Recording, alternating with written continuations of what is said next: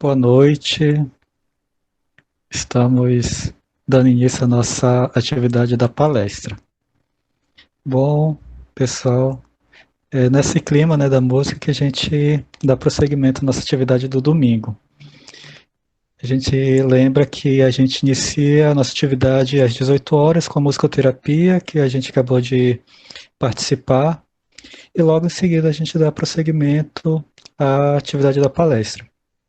Hoje, a nossa convidada é a nossa amiga Heloísa. Então, Heloísa, seja muito bem-vinda mais uma vez. Muito obrigado por sempre nos ajudar quando a gente convida.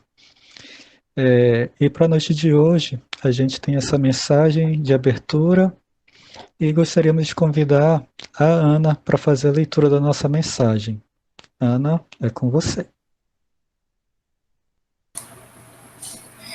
Boa noite, Regilson. Boa noite, pessoal. Bom, a nossa mensagem de hoje é a mensagem ansiedades. Olha que nome mais proposital esse, hein? Vamos lá. Ansiedades. Deixa eu só encostar a porta aqui, peraí. Que a minha cachorrinha resolveu entrar bem agora aqui na sala. Vamos lá. Lançando sobre ele toda a vossa ansiedade, porque ele tem cuidado de vós. Pedro, capítulo 5, versículo 7. As ansiedades armam muitos crimes e jamais edificam algo de útil na terra. Invariavelmente, o homem precipitado conta com todas as probabilidades contra si. Opondo-se às inquietações angustiosas, falam as lições de paciência da natureza em todos os setores do caminho humano. Se o homem nascesse para andar ansioso, seria dizer que veio ao mundo não na categoria de trabalhador em tarefa santificante, mas por desesperado sem remissão. Se a criatura refletisse mais sensatamente, reconheceria o conteúdo de serviço que os momentos de cada dia lhe podem oferecer e saberia vigiar com acentuado valor os patrimônios próprios. Indubitável que as paisagens se modificarão incessantemente, compelindo-nos a enfrentar surpresas desagradáveis, decorrentes de nossa atitude inadequada, na alegria ou na dor. Contudo, representa em positivo da lei a nossa obrigação de prosseguir diariamente na direção do bem.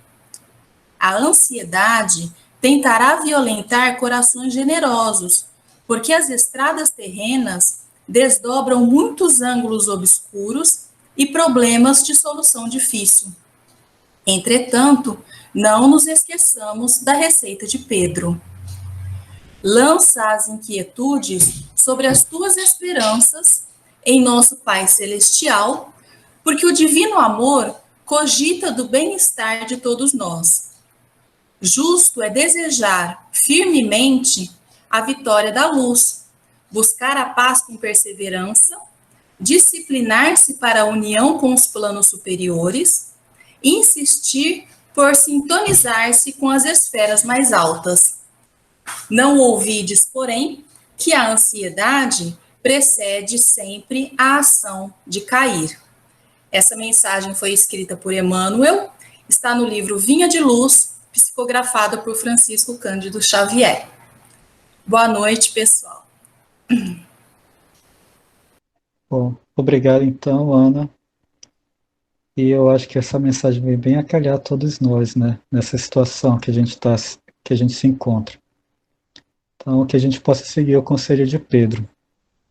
E nesse momento, então, a gente convida para a nossa prece inicial, na nossa noite de hoje, fechando nossos olhos, respirando mais calmamente, mais profundamente, que possamos deixar nossas preocupações, nossas ansiedades serem envolvidas por Jesus pelos nossos amigos, trabalhadores espirituais, os nossos anjos da guarda, que nos acompanham, que nos orientam, que sopram a nossos ouvidos conselhos, sugestões para conseguirmos passar por cada dificuldade que possamos enfrentar no dia a dia.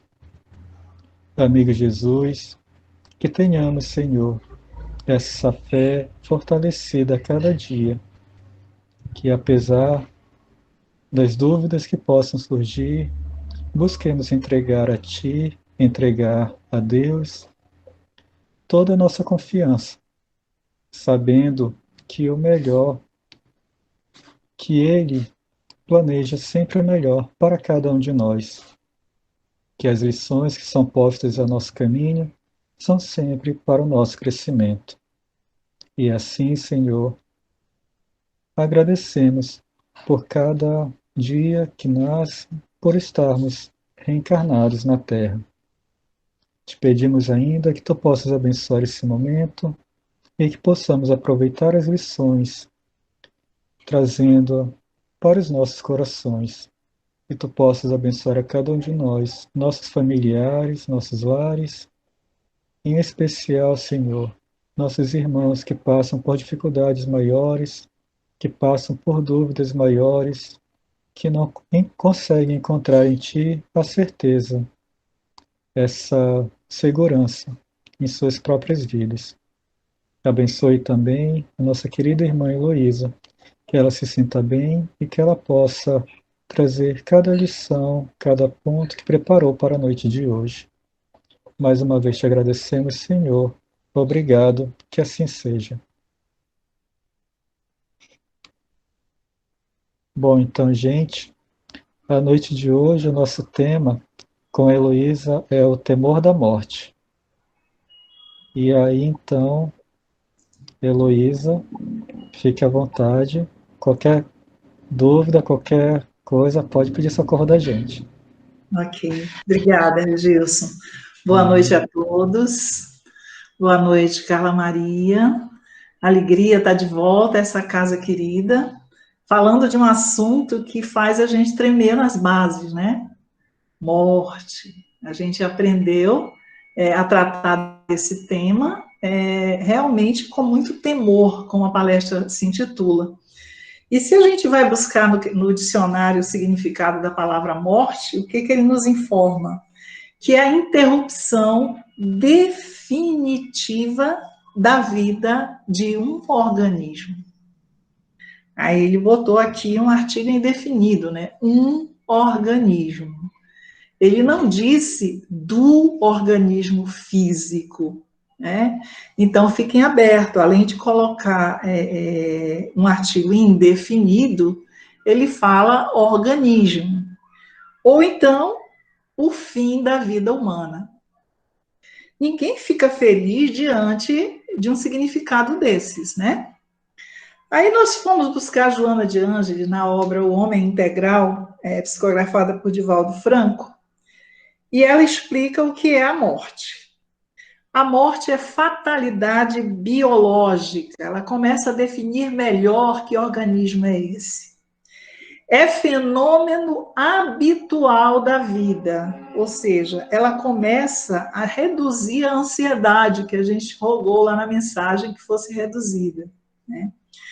E explica, na engrenagem molecular, associam-se e desagregam-se partículas, transformando-se face à finalidade específica de cada uma, ou seja, cada molécula no corpo tem a sua finalidade específica, que é nutrir o órgão definitivo, aquele específico, das energias que ele necessita, da vida que ele necessita, para, compondo-se no sistema corpóreo, ele exercer a sua função.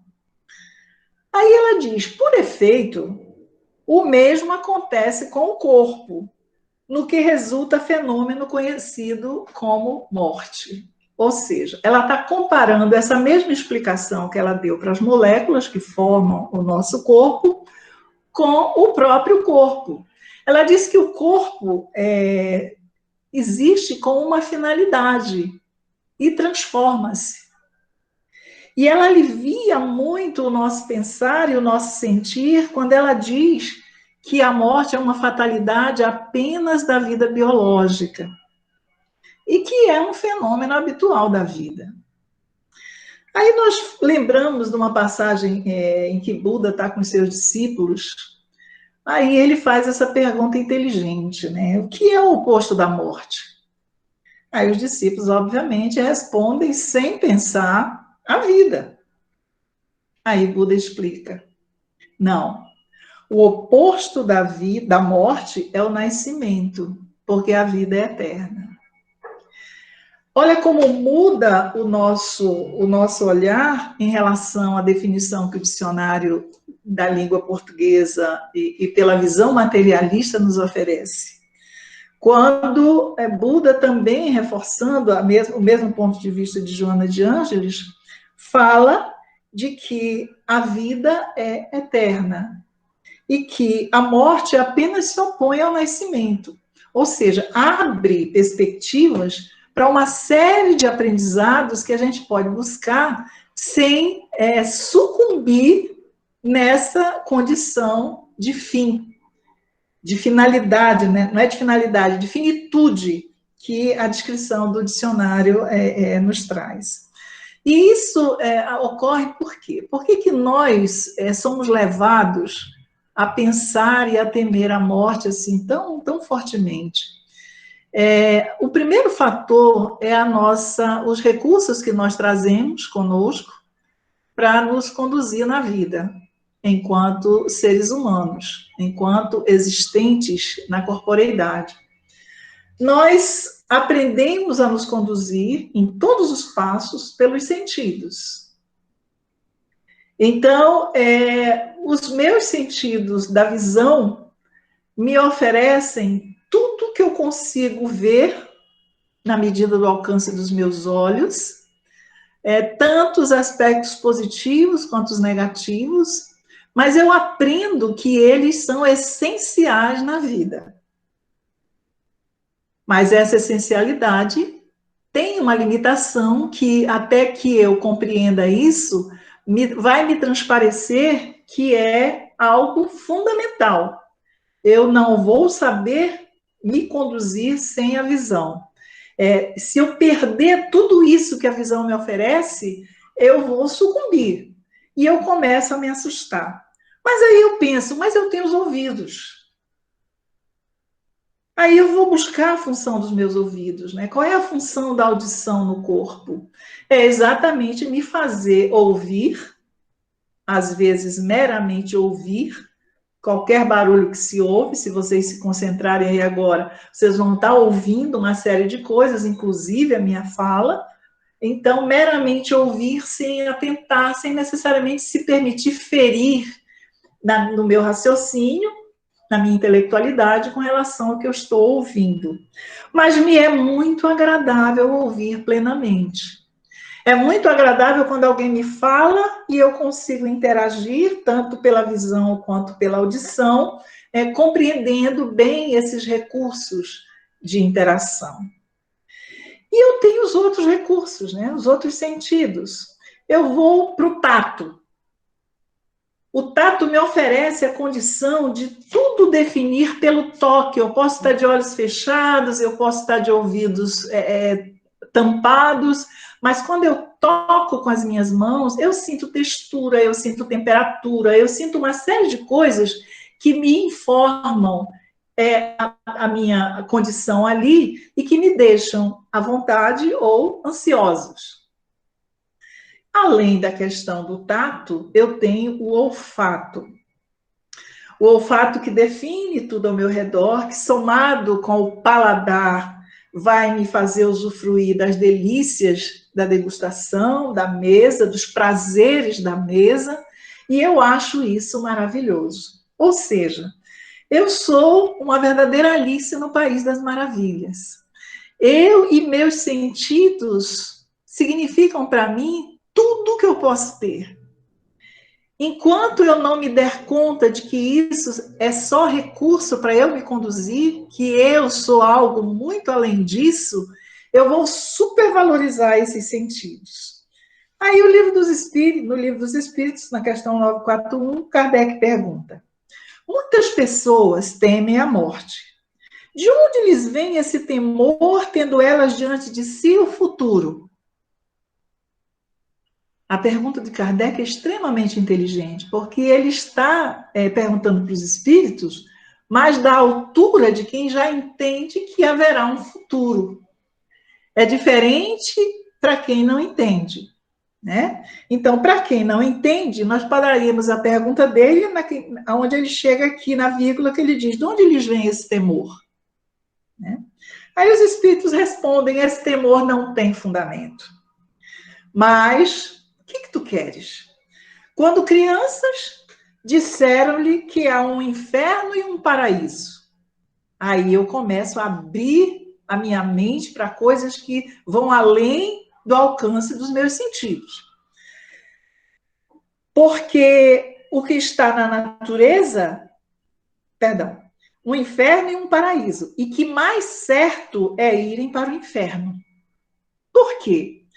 Tudo que está na natureza constitui pecado mortal para a alma. Meu Deus. Nessa hora, eu vou me ver completamente desnuda, percebendo que até o que os meus olhos alcançam, os meus ouvidos registram, o meu tato toca, os meus sentidos de degustação de olfativo e de paladar definem, são pecaminosos. Tudo é pecado na natureza. Então, os meus sentidos são verdadeiros instrumentos de pecado. Eu estou condenado ao inferno. Não tem saída, né? Isso enquanto crianças. Mas quando elas se tornam adultas, dizem os espíritos, se algum juízo elas têm, não podem admitir tal coisa e se fazem ateias e materialistas. Ou seja, esse Deus que me fez assim não sabia o que fazia. Então, eu não vou acreditar nele. Né? Tudo que eu consigo alcançar é o que realmente há. Então, eu me circunscrevo aos que os meus sentidos alcançam e configuro para mim somente aquilo como realidade da vida, né?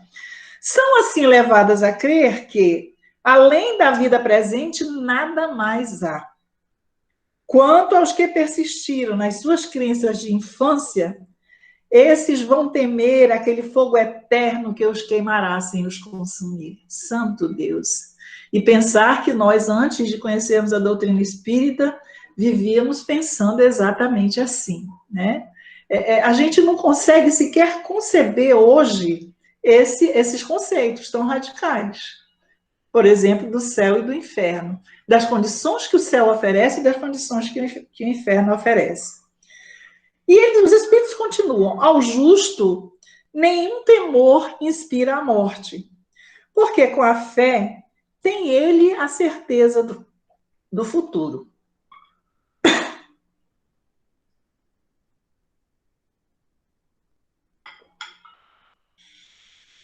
A esperança fala contar com uma vida melhor. E a caridade, a cuja lei obedece, lhe dá segurança de que no mundo para onde terá de ir, nenhum ser encontrará cujo olhar lhe seja de temer. Aí os espíritos avançam muito para o nosso entendimento. Né? Ele coloca esse ser que conhece essas coisas a mais como ser justo. O que seria esse ser justo? Seria alguém que está em completa paz com a sua consciência? Seria alguém que já aprendeu a ler o que está escrito na própria consciência, que, segundo a própria doutrina espírita, é onde estão escritas as leis de Deus? Para que eu me conduza com justeza, eu tenho que conhecer direitos, deveres, ter uma conduta que não me permita ser ferido nem ferir ninguém.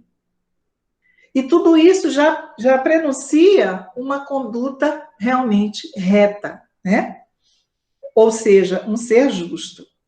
Aí essa pergunta nos remete lá para a questão 730, onde Kardec pergunta: uma vez que a morte nos faz passar a uma vida melhor, nos livra dos males desta senda, pois mais de desejar do que de temer, porque ele tem o homem instintivamente tal horror? Aí a resposta, parte dela, que eu não peguei toda: o homem deve procurar prolongar a vida para cumprir sua tarefa. Motivo porque Deus lhe deu o instinto de conservação. Aí começa a me esclarecer muita coisa. Instinto que o sustenta nas provas. A não ser assim, ele muito frequentemente se entregaria ao desânimo. A voz íntima que o induz a repelir a morte lhe diz que ainda pode realizar alguma coisa pelo seu progresso. Nem céu, nem inferno a partir daqui. Agora é a minha relação com Deus e a minha responsabilidade perante a vida. Kardec faz uma série de comentários, mas eu vou lá para a questão 942, quando ele pergunta novamente: pessoas não haverá que achem um tanto banais esses conselhos para ser-se feliz na terra, que neles vejam o que chama lugares comuns, sediciosas verdades, e que digam que, afinal, o segredo para ser-se feliz consiste em saber cada um suportar a sua desgraça? Kardec aí coloca a vida numa situação de desgraça.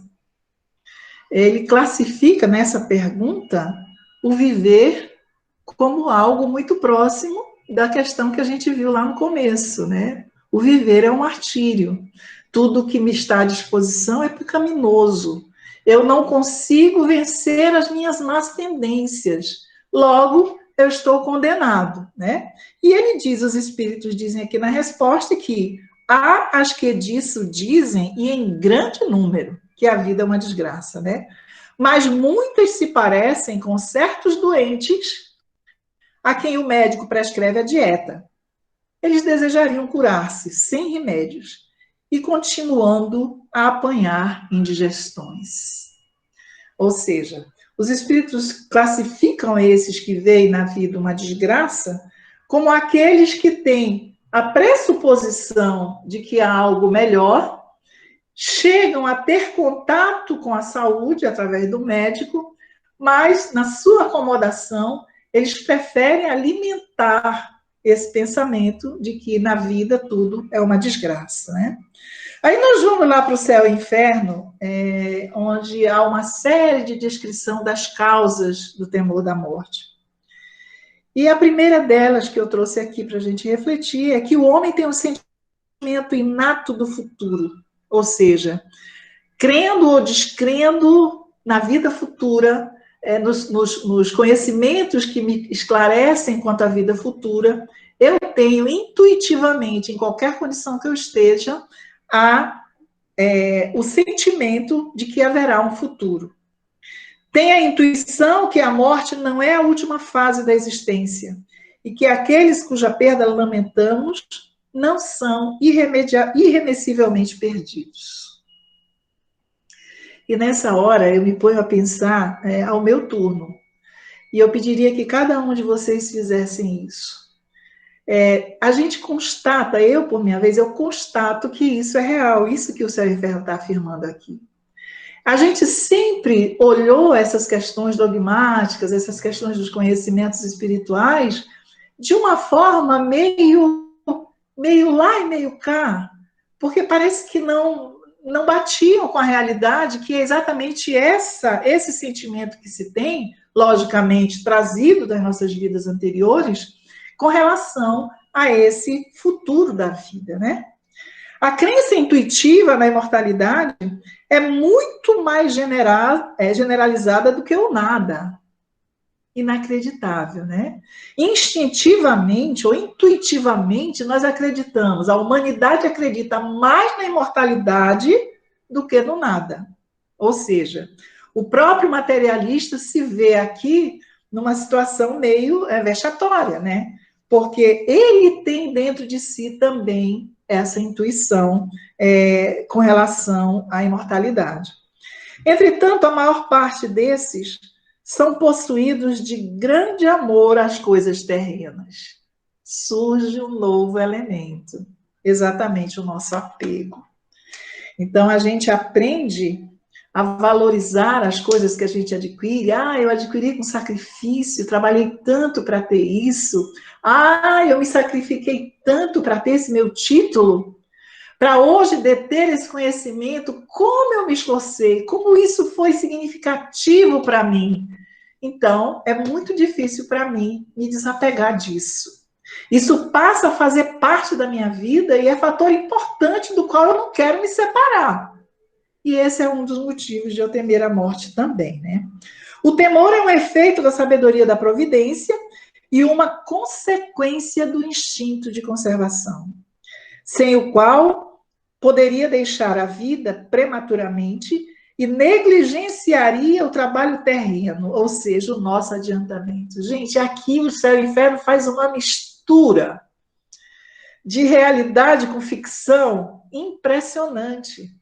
Ao mesmo tempo que eu tenho a intuição da imortalidade, como nós vimos no item anterior, eu temo a morte também porque eu trouxe comigo o instinto de conservação, ou seja, sobre todos os aspectos, eu quero viver. Isso faz parte do meu instinto de conservação. Sem o qual, sem esse instinto, eu poderia também, como disse lá atrás, desvalorizar a vida e partir prematuramente, negligenciando o trabalho terreno, que por instinto também eu tenho como fator de adiantamento. Então, essa questão da morte é realmente muito intrincada. Nós temos muitos fatores para não querê-la, para adiá-la, né? Sob todas as formas, adiá-la. E eu diria que é isso mesmo que nós temos que fazer. Nós temos que nos aproveitar de cada instante da vida plenamente, mas de forma correta, né? Focando nas coisas que realmente vão me proporcionar esse adiantamento. Ora, voltando aos ensinos da infância. Se condenado a expiações em torturas e chamas eternas do inferno, por erros de uma vida efêmera e passageira, enquanto almas combalidas e aflitas do purgatório aguardam a intercessão dos vivos, que orarão ou farão orar por elas, sem nada fazerem de esforço próprio para progredirem. Eu estou sofrendo no purgatório, eu dependo das orações dos outros para sair de lá. Então, para sair do purgatório, eu só preciso da bondade daqueles que me amam, que orem por mim, porque eu não posso fazer nada, eu não preciso fazer nada. Para eu sair do purgatório, que para nós é o nosso umbral, né, em vários níveis, eu só preciso da oração dos outros. Doce ilusão, né? Acima delas, acima dessas pessoas que são condenadas ao inferno, que vão arder lá na chama que queima sem te extinguir. E a esses que estão no purgatório, que dependem das orações dos outros, tem aqueles que estão lá em cima, na classe dos eleitos, gozando por toda a eternidade da beatitude contemplativa, que os artistas expressam nas figuras angélicas, que mais transparecem o tédio que a verdadeira felicidade. Então, quando eu olho ir para o inferno, não quero. Quando eu olho ir para o purgatório, e os outros? Será que vão orar por mim para eu sair de lá? Mas quando eu olho ir para o paraíso, eu vejo essa coisa enfadonha que os artistas me mostram, que eu digo, santo Deus, isso aí também é horrível. Então eu fico sem saída. Eu não sei para onde é melhor para mim. Nada disso satisfaz, diz o céu e o inferno.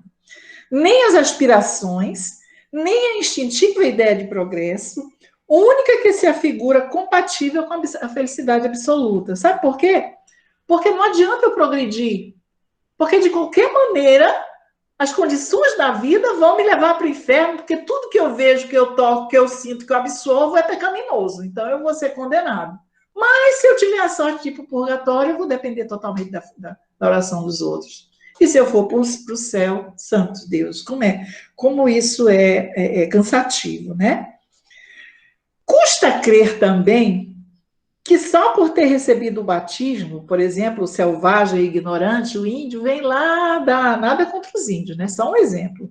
O índio vem lá da tribo e aí os padres o catequizam, né? Os batizam. Pronto, abriu as portas do céu para aquela criatura. E simplesmente pelo batismo ele já é candidato ao céu. Então, esse selvagem ignorante, de senso moral obtuso, vai alcançar o mesmo nível do homem que atingiu, após longos anos de trabalho, o mais alto grau da ciência e da moralidade práticas, que seriam os bem-aventurados, né? Então, que coisa estranha é essa, né? Que senso de justiça é esse? Inconcebível também que uma criança falecida na tenra idade, antes de ter consciência dos seus atos, goze dos mesmos privilégios somente por força de uma cerimônia na qual a sua vontade não teve parte alguma. Ele está se referindo aqui também ao batismo, né? Ou seja, uma criança entra para o reino dos céus somente pela vontade dos pais em batizá-la. Aquela cerimônia, aquele ritual do qual ele não teve nenhuma participação, aquilo já é a chave que vai abrir para ele a porta dos céus. Se a felicidade futura independe do esforço, os gozos do mundo não têm menor valor. Então é melhor que eu usufrua de tudo que o mundo me oferece. Que eu leve até a exaustão o uso dos meus sentidos. Que eu usufrua de todos os prazeres, de todas as condições que a vida me oferece, porque, afinal de contas, essa questão da vida futura também não precisa de esforço. Então, vai que na última hora eu me batizo, ou vai que quando eu chegar no purgatório, e aí não vou para o inferno, vou para o purgatório, e chegando lá alguém se apieda de mim, eu vou ter as mesmas condições, né? Então, deixa eu viver a vida, deixa a vida me levar, né? Diz a música, vida leva eu. Eu vou de roldão nas ondas e ondas da vida, sem assumir nenhuma responsabilidade com relação a mim mesmo. Ou seja, a minha responsabilidade com relação à minha própria vida, ela fica totalmente inútil, ela não tem sentido, não tem espaço nesse contexto. Se o futuro se assegura pelo preenchimento de certas fórmulas ou por dádivas póstumas, eu consegui ter uma boa condição financeira e na hora da morte eu deixei um testamento destinando os meus bens para as casas de caridade, para as igrejas. Então, essa minha atitude última vai me salvar. Que de nada privam, eu de nada me privei para fazer essa oferta, né? essa dádiva póstuma. Seria supérfluo impor-se sacrifícios ou qualquer incômodo por outrem, uma vez que se recebe a salvação trabalhando cada qual para si. Aí nós que somos espíritas pensamos, e o nosso mote é: fora da caridade não há salvação. Se olhando por esse prisma de que eu não preciso preencher, não preciso fazer nenhuma força por ninguém, e na última hora fazendo um bom ato, eu me salvo, então para que eu vou me preocupar em fazer algo por alguém? Ou até por mim mesmo, né? Que a caridade começa em mim.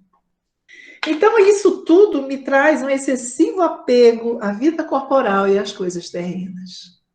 É aí que a gente vê, por exemplo, aquelas desencarnações, isso a literatura espírita nos mostra, em que as pessoas não conseguem sequer se afastar do corpo, né?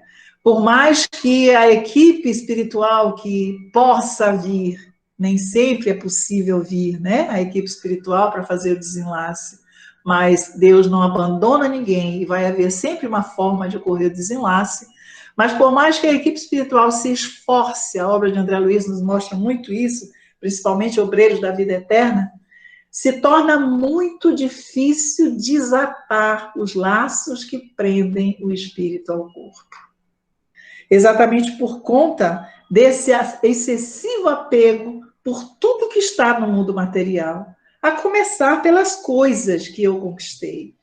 Não é justo que eu me vá, que eu saia dessa condição de usufruir de tudo que eu conquistei, com todo o esforço que eu fiz para conquistar.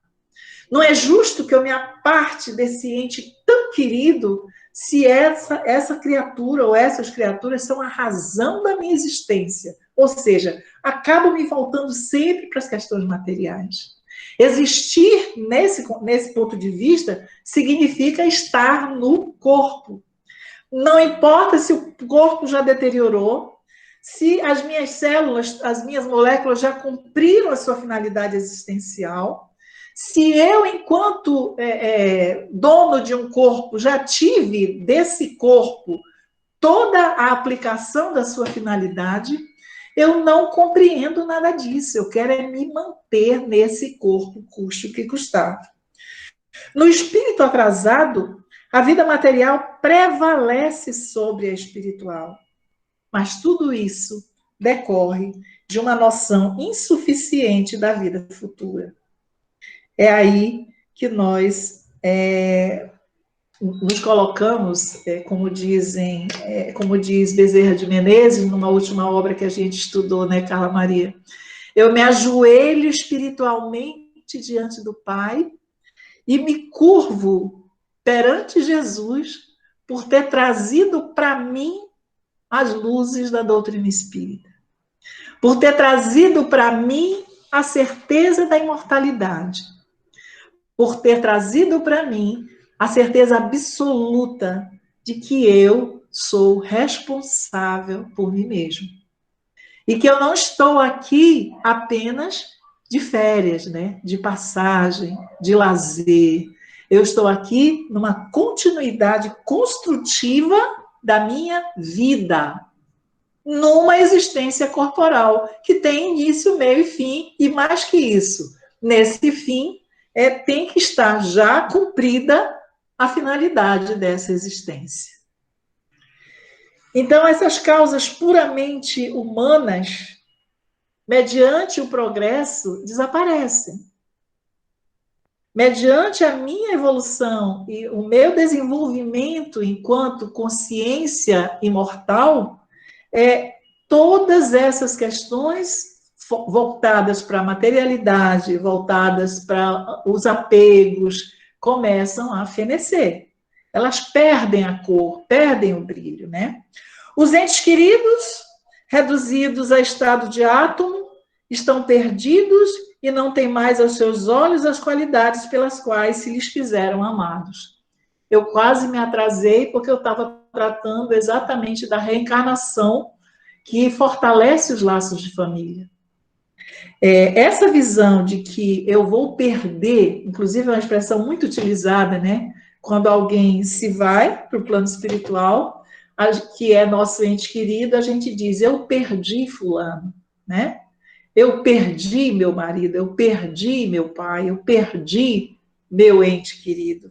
Então, essa consciência de que nós perdemos os nossos entes queridos, no momento que a gente conhece o fenômeno da reencarnação, nós sabemos que isso não ocorre. Nós sabemos que a reencarnação se fará e que provavelmente, quase que fatalmente, estaremos nos reencontrando.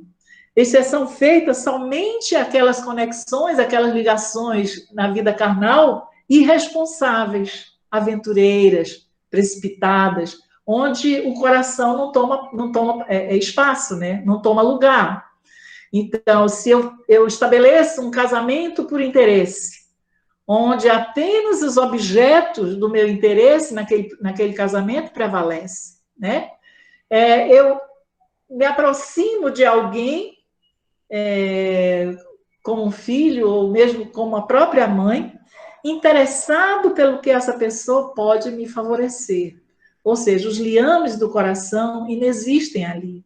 Isso é provável que numa outra reencarnação eu não tenha razão nenhuma para estar novamente junto com essas criaturas. Mas aquelas pelas quais eu me ligo efetivamente pelos laços do amor, a consanguinidade é só complemento desse amor, né? A alma que estiver no céu será realmente feliz vendo, por exemplo, arder eternamente seu filho, seu pai, sua mãe ou seus amigos nas condições do inferno? É totalmente irracional isso.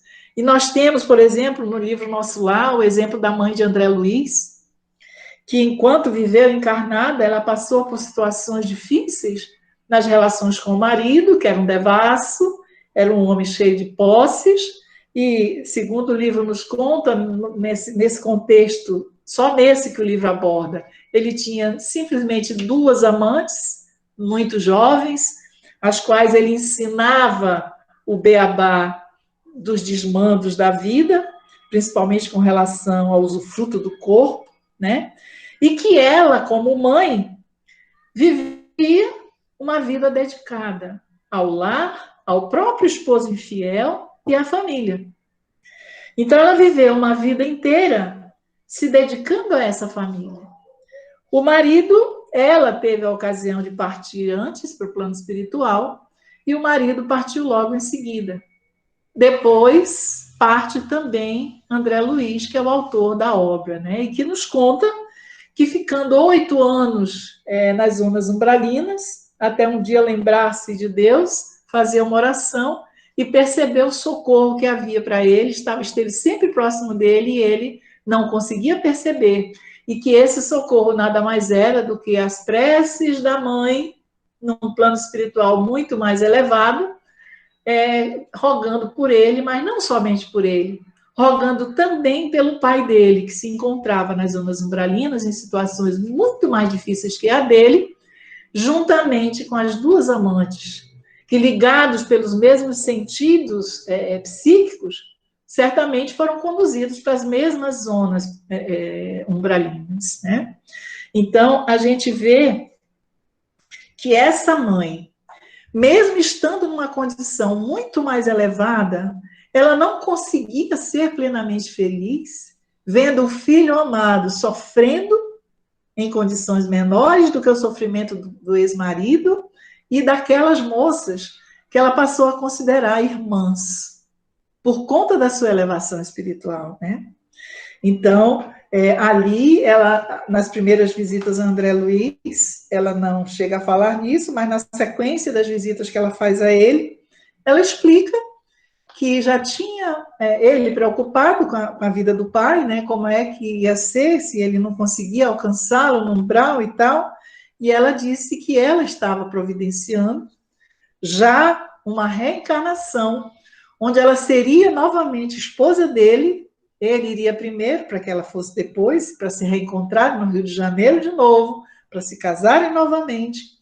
E quando André Luiz se preocupa com as 2 meninas, ela simplesmente explica que as 2 irmãs seriam recebidas pelo casal, ela e o ex-marido, como filhas.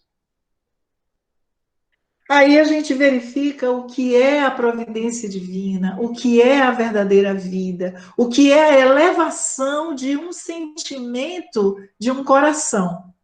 Por que ela tinha toda essa compreensão? Aquele sentimento de apego, posse do marido, ela já tinha sublimado. Ela já tinha vencido toda e qualquer perspectiva relativamente às amantes do marido, às ex-amantes, né? E ela tinha enchido o coração de compaixão pelos 3. E estava predisposta a não só receber o marido devasso, infiel, como marido novamente, baseada em quê? Certamente na certeza absoluta do progresso divino, do progresso humano. Ela sabia que, tendo passado por tamanhos sofrimentos e tendo também a oportunidade, quando saindo do umbral, de passar no processo entre uma encarnação e outra, por processo de reajustamento, onde ele tomaria consciência de tudo a seu respeito, ele faria proposituras melhores para a próxima reencarnação. Então, é um ser que demonstra total conhecimento do real mecanismo da vida. da real atitude paterna de Deus, que não precisa da nossa condição, seja essa positiva ou negativa, para nos amar. Deus nos ama independentemente da nossa graça ou da nossa miserabilidade. Ele simplesmente nos tem como filhos e sempre está nos oferecendo condições melhores, com todos os recursos para que a gente chegue à luz também, né? Como todos chegaremos um dia. Então, os atenuantes do terror da morte, primeiro atenuante, é essa compreensão e certeza da vida futura. O segundo que eu coloquei aqui é a certeza de reencontrar os entes queridos.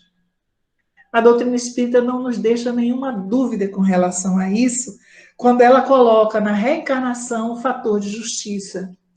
Quando ela coloca que sem a reencarnação não haveria justiça. Porque a justiça se faz exatamente quando eu reparo os meus erros e quando eu dou continuidade aos meus acertos, ou seja, me aprimoro mais e mais. Quando em cada reencarnação eu galgo um degrau a mais na minha evolução. E encarar a morte pelo seu verdadeiro ponto de vista é também um fator atenuante do terror à morte. Ou seja, a morte não é o fim. A morte é o portal que me transfere para a verdadeira vida, onde, chegando lá, eu vou me dar conta de quem realmente sou e de como realmente estou e de tudo que eu realmente cometi, e me faça, tomado dessa consciência, querer ardentemente o progresso. Então, por esse prisma, a morte se configura necessária. Por isso a gente vê mortes que muitas vezes não se explicam, né? Eu tive a oportunidade de conversar com um espírito há muitos anos atrás, que ele desencarnou de um acidente e que estava no 8º período do curso de medicina, estava terminando, e ele já estava com tudo encaminhado para ser o apoio dos pais no aspecto financeiro e ser muito bem sucedido, montando uma clínica, já estava tudo esquematizado, e de repente ele comparece na reunião mediúnica revoltado com Deus. Por que Deus fez aquilo com ele, tirou ele da vida do corpo no momento em que ele estava mais progressista? É a visão do progresso, certamente, pelo prisma material. E na continuidade do diálogo que eu tive a bênção de fazer com esse espírito, fomos investigando a vida dele, né? Qual é a proposta dele? Como tinha sido a rimo da família? E qual a sua proposta? Porque você tinha tanta certeza com relação à clínica, com tanta certeza com relação ao sucesso financeiro nessa clínica. Aí ele me disse com todas as letras, já estava tudo esquematizado. Eu ia instituir uma clínica de abortos. E eu ia ganhar muito dinheiro resolvendo essa questão indesejável do filho que não se deseja que venha, através do aborto. Pago e certamente eu ia ganhar muito dinheiro. Nossa! Aí ele mostra para nós exatamente a causa de ter sido drasticamente retirado da vida terrena para que se evitasse essa queda maior, que certamente o faria sucumbir em termos espirituais por muito mais tempo. Ele, enquanto estudante de medicina, ele só planejou tudo isso. Mas se chegasse a se formar como médico, a constituir essa clínica, ele ia definitivamente sucumbir nessas questões dos erros, contrariando a vida, né, que é um bem de Deus e só a ele pertence. Então, o temor decresce à proporção que a certeza aumenta e desaparece quando ela é completa. A partir de quando a minha certeza na vida futura, a minha certeza da finalidade da morte, da utilidade que a morte tem para o meu progresso, aumenta, eu vou cada vez mais perdendo esse temor da morte. E quando essa certeza se complementa, que nós teríamos que assumir, ainda está muito distante de nós ainda trememos, quando eu digo nós, eu estou falando de mim, ainda tremo, ainda estremeço na perspectiva da morte, ainda tenho, de fato, muito apego com relação principalmente aos meus familiares, mas a vida tem me dado a oportunidade de exercitar o desapego, inclusive me presenteando com o afastamento dos meus 2 únicos filhos para cidades diferentes, onde eu vou aprendendo a cada dia a viver sem a presença tão amada deles, né? A ver meus netos crescerem distantes de mim. Imagina o que é isso para um coração de vó, né? Mas tudo isso eu vejo como um exercício divino para que eu traga para a minha própria vida a confirmação de tudo que intelectualmente eu já sei. Eu já tenho todas essas noções. Eu já tenho todo esse conhecimento da continuidade da vida, da individualidade dos espíritos, cada um é por si, ninguém está assim inevitavelmente, assim indiscutivelmente atrelado a ninguém, de forma que não possa separar, né? Que a vida de cada um tem uma proposta e cada um deve viver e seguir a sua vida, né? Então, o presente se torna positivo e eu passo a me ocupar especificamente, primeiramente, desse presente, para que eu possa preparar um futuro alvissareiro. Ou seja, eu já compreendo que invisto no agora, semeio agora, para colher amanhã. Por que os espíritas não têm medo da morte? Porque a vida futura já é uma realidade para nós. Kardec, o Pentateuco kardeciano, e todas as obras complementares, todas as obras de André Luiz que nos trazem toda a realidade da vida espiritual, nos trazem informações claras a respeito disso.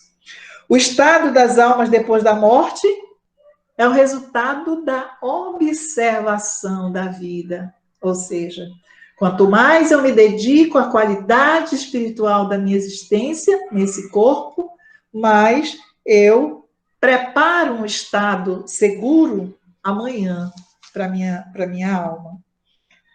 Para mim, enquanto alma, né? Porque o espírito encarnado se chama alma, segundo Kardec. O mundo espiritual aparece-nos na plenitude de sua realidade prática e são os próprios habitantes desse mundo que nos vêm descrever. Não é ninguém que está dizendo, gente. Na doutrina espírita nós temos o fenômeno da comunicabilidade dos espíritos, que é uma das premissas da existência da doutrina espírita. Só existe doutrina espírita porque nós temos certeza que há espíritos. A primeira pergunta que a Kardec faz no Livro dos Médiuns, há espíritos? Então, a doutrina espírita nos mostra que há espíritos e nos possibilita confirmar a existência desses espíritos através da comunicação deles próprios, né? Então, não fica a dúvida de que há espíritos, de que há um plano espiritual e de que eles realmente têm vida e a vida segue. Já não é só a esperança, mas a certeza que nos conforta. Sem dúvida sobre o futuro, desaparece o temor da morte. Encara-se sua aproximação como quem aguarda a libertação pela porta da vida, e não do nada. Então, a proposta de toda essa reflexão, meus irmãos, é que nós conquistemos a cada dia essa consciência de que a existência no corpo nada mais é do que um recurso divino, um recurso que nos é ofertado por Deus para que a gente cresça.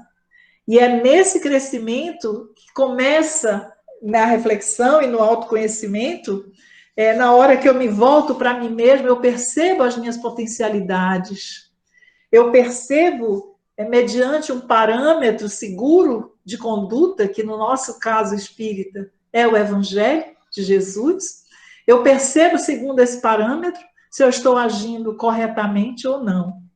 E além desse parâmetro, eu tenho os ditames da minha própria consciência, que é onde, repito, estão escritas as leis divinas, as quais eu só que foram feitas para minha felicidade, né?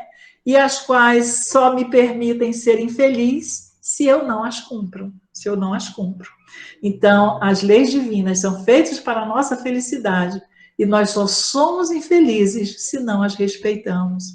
Então, tudo isso nos assegura essa questão da libertação, enquanto libertação para a verdadeira vida, quanto mais tomamos consciência disso, vamos trabalhando os nossos apegos, tanto aos nossos entes queridos, quanto aos nossos bens materiais, quanto aos apelos da vida, quanto aos apelos dos sentidos físicos, que a gente ouve a expressão de quem não acredita na vida futura, que Deus não é burro, né?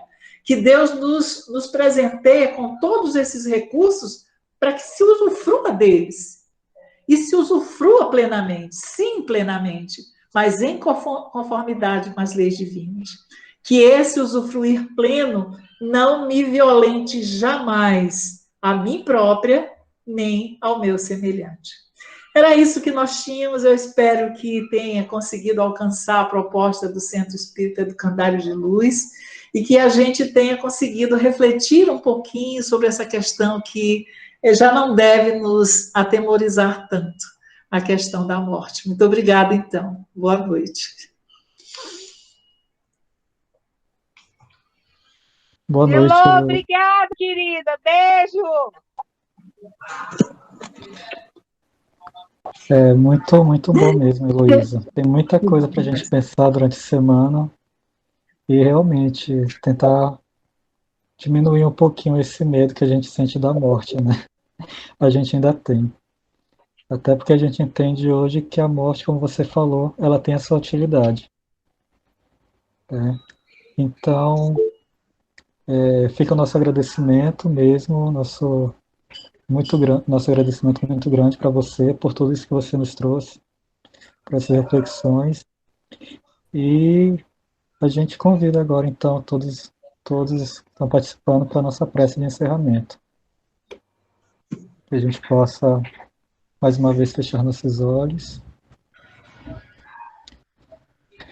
E, mais uma vez, nos dirigindo ao nosso Pai, através de Jesus, que possamos colocar a Ele a nossa gratidão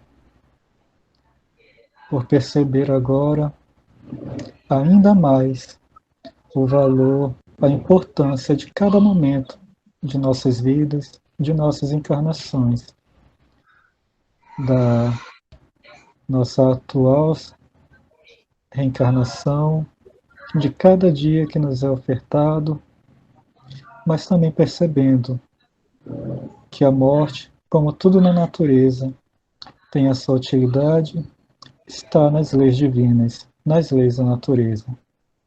Que possamos aprender, seja no plano encarnado, seja no plano desencarnado, seja com aqueles que estão próximos a gente, seja com nós mesmos, com nossas vivências, com nossas experiências. Abençoa, Senhor, a todos nós. Abençoa também aquelas pessoas que partiram nesse momento que vivemos de pandemia, que muitas vezes, Senhor, se encontram perdidas por uma situação tão adversa e às vezes por partirem de modo tão súbito, que possam também ser amparadas e envolvidas pela espiritualidade superior. Envolve-nos, Senhor, a todos, que nossa semana possa ser conduzida por Ti e que possamos sempre buscar orientação, esclarecimento, conselhos dos amigos espirituais que nos querem bem. Abençoa-nos a todos, que assim seja.